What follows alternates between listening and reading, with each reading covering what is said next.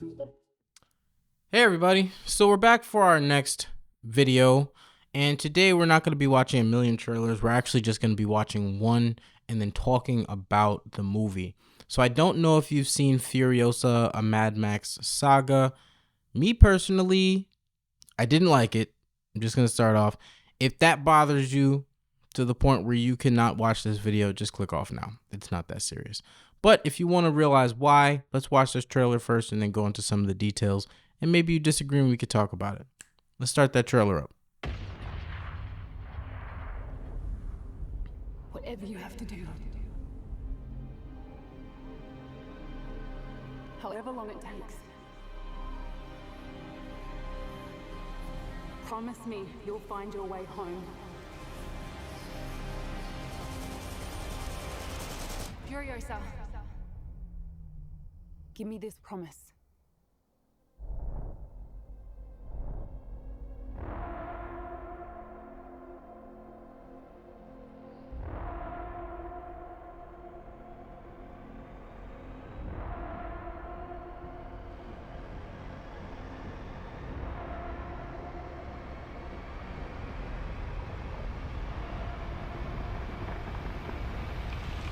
All right, you can pause. That's cap. That's cap. Let me explain. So I watched the movie, right? And spoilers for anybody who didn't want to watch it. If you want to go watch it first and then come back to this video, do so. But they're saying that from the time she was kidnapped, that she devoted her life to trying to find her way back home. That's cap. That is actual cap. I watched the movie and that was not my experience. The entire movie was about her getting revenge against the person that kidnapped her and killed, whether that was her mother or sister in the beginning, but killed the person that was taking care of her, the person that was from where she was from. That was the entirety of the movie, okay? It was a revenge story. It had nothing to do with her getting home. If we saw a journey of her actually making her way home and going through trials and tribulations to get there, that'd be different. That's not what we saw in this movie. It was just vengeance. It was dry vengeance. Just, anyways, continue. How did I get that so wrong in the trailer, man? Yeah, you can unpause this. Odyssey. Odyssey, bro. Him. That's who she wanted to get vengeance against. The entire movie.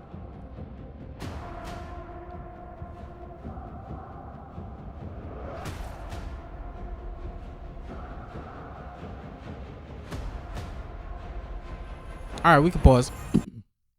So don't get me wrong. I love scenes like this. And the movie has enough of them that makes it interesting, right? But they're confusing this whole... An Odyssey is a journey, okay? You're going on a journey. That is not really what we see here. All right? She was doing this back and forth thing. And her main goal was to get revenge on the person that killed her mother or sister or whoever that was to her in the beginning of the movie when she got kidnapped. That's really it.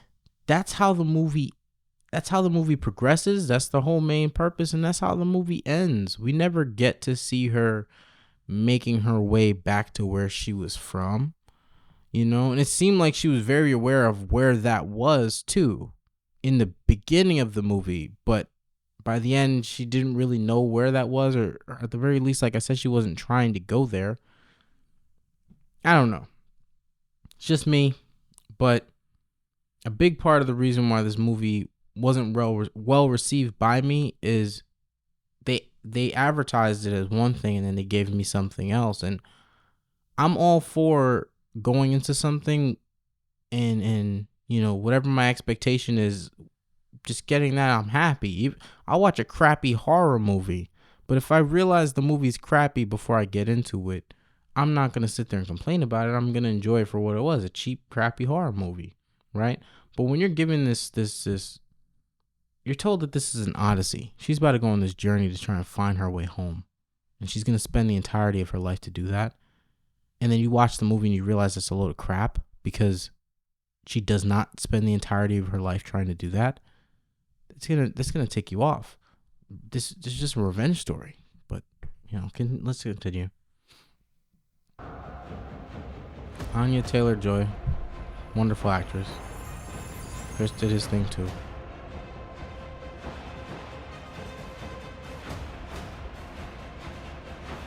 Dusty.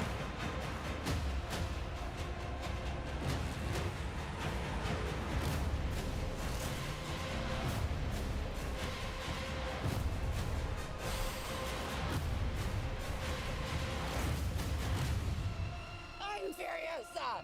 The darkest of angels.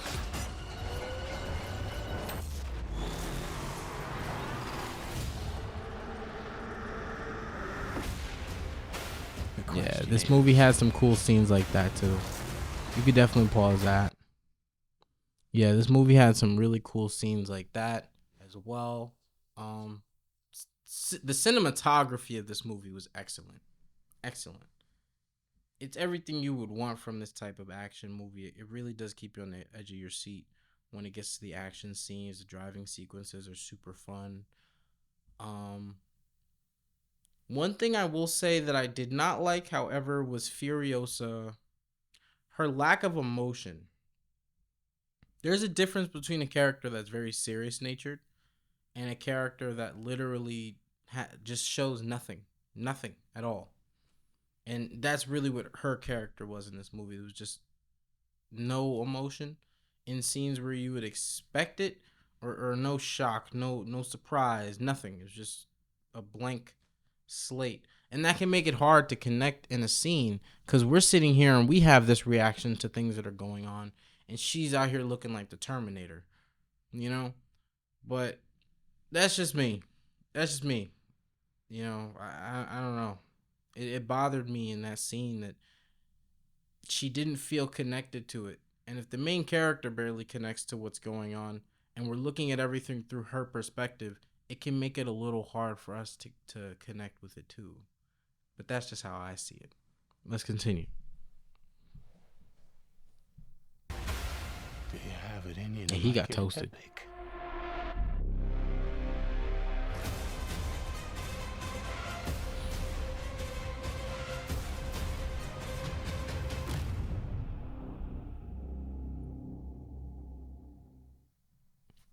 Okay. Yeah, so overall, that movie was not a story about her journey back home. Sorry if anybody hasn't watched it yet and you were looking forward to seeing that. That's not what you're gonna get. I'm sorry. You're gonna get a dry Punisher story, and I say dry Punisher because Punisher, at least he plots it out. He's like, all right, this is it. We're gonna get all our guns together. We're gonna go out here and we're gonna get these dudes that did whatever they did to me. This was a whole convoluted plan, and eventually she does get her revenge, but they don't even allow us to know exactly how she got her revenge. They leave that up in the air as well, and they speak of it as if it's some sort of legend.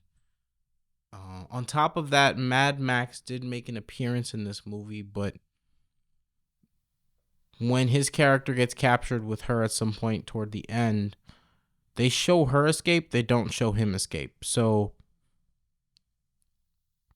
we know that later on, both of these characters, they coexist, right? Because of previous movies. But this particular movie, if this was the start of the films, you would think Max died, which is crazy because I don't think that just because she's the main character, you have to crap on a previous main character or just another character that's super important to make her seem more fantastic. He should have been able to also escape similarly to how she was able to escape. It just didn't pan out that way.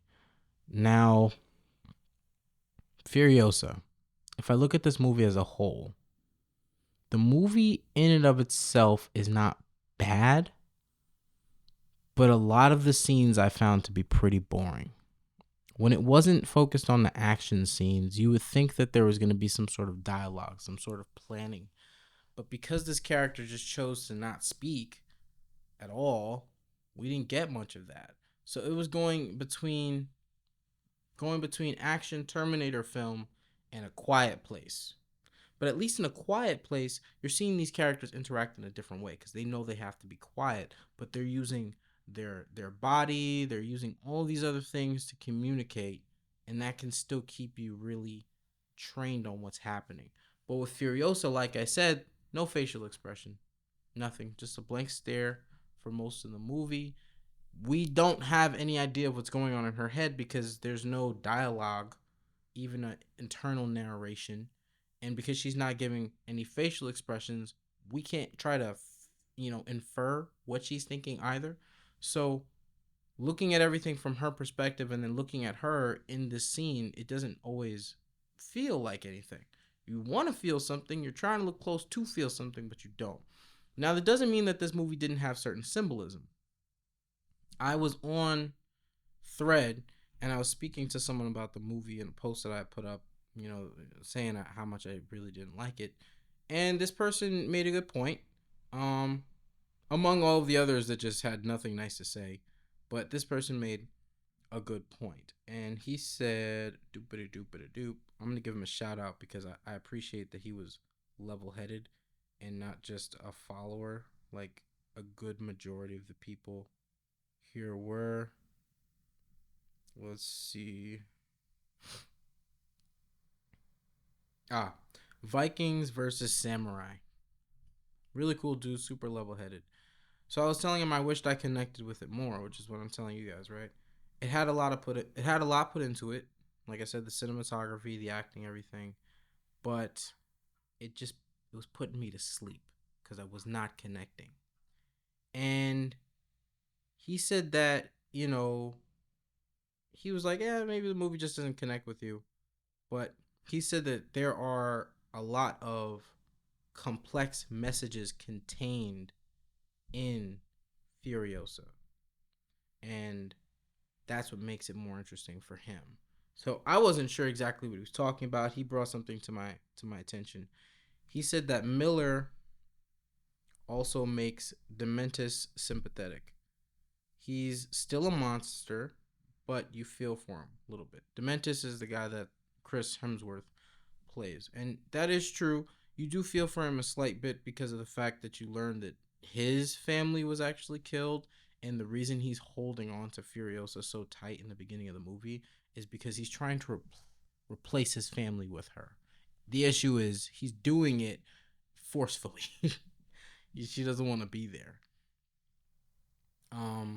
So when Dementis has a Praetorian Jack tortured, you can tell it cost Dementis something to commit that act. And when Furiosa wants revenge, Dementis welcomes his possible murder. That's true. That's true. He definitely welcomed it because he realized he was effed up. He realized, he did a lot of messed up things. And I appreciate, him being level-headed enough to speak on that. But just that alone, to me, doesn't carry a movie. If I was to break it down like this, I'd say this. Dementis is a character who does have some depth to him. Like I said, his family was killed off before the movie took place. And because of that, he held on really tightly to Furiosa when she was brought to him by someone that kidnapped her. He could see she was special. He just wanted her to stay close by. But the way that he went about doing that was putting this girl in a cage. Like he didn't train her to grow up and work alongside him. He stuck her in a cage somewhere. So the first opportunity she got to bounce, she did, and she went and stayed with someone else, which was definitely something that hurt his ego. But he had to accept it because he had to make a barter for something that was more important at that time. So now she's here with these other people. You think she's going to start making her way home.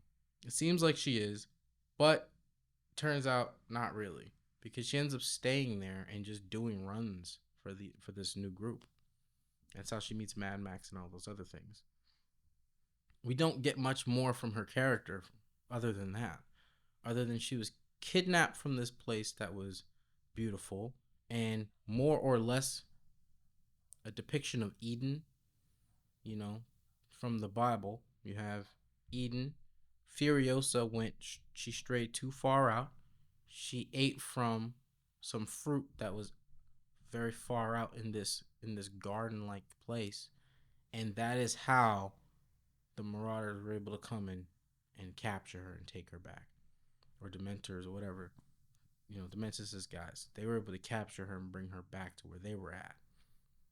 So it's like, because she didn't listen and she ate that fruit, she went too far out. She was taken from this beautiful, perfect place in a really messed up world. She doesn't.